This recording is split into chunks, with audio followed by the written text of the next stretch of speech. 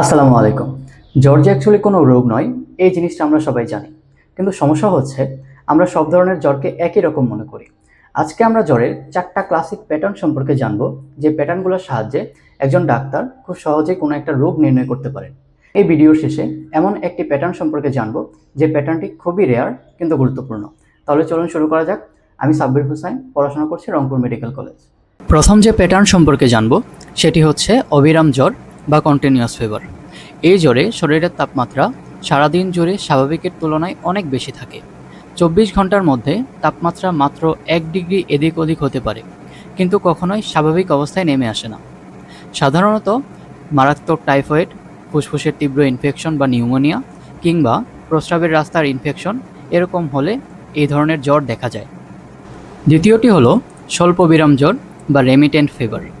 এই জ্বরেও তাপমাত্রা সারাদিন জুড়ে অনেক বেশি থাকে, তবে এক্ষেত্রে 24 ঘন্টায় তাপমাত্রা 1 ডিগ্রির চেয়ে বেশি ওঠানামা করে। তাপমাত্রা কিছুটা কমে আসলেও কখনোই নর্মাল বা স্বাভাবিক অবস্থায় ফিরে আসে না। কখন এরকমটা হতে পারে?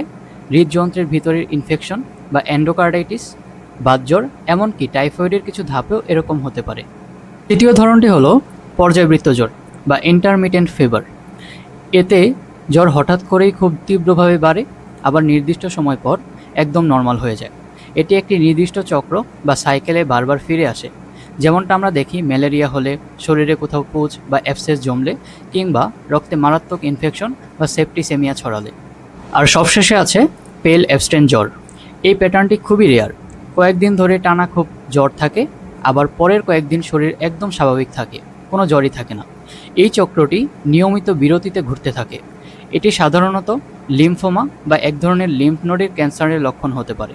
একটা বিষয় মাথায় রাখবেন, এই ভিডিওটি শুধুমাত্র আপনাদের সচেতন করার জন্য, যাতে জ্বরের ধরন দেখে বুঝতে পারেন কখন দ্রুত ডাক্তারের কাছে যেতে হবে। এটা কিন্তু নিজে নিজে চিকিৎসা করার জন্য নয়। জ্বর নিয়ে আরও ভিডিও চাইলে কমেন্ট করে জানান। ভিডিওটি উপকারী মনে হলে শেয়ার করুন। এরকম আরও ভিডিও পেতে ফলো করুন। সবাই ভালো থাকবেন, সুস্থ থাকবেন। আল্লাহ হাফেজ।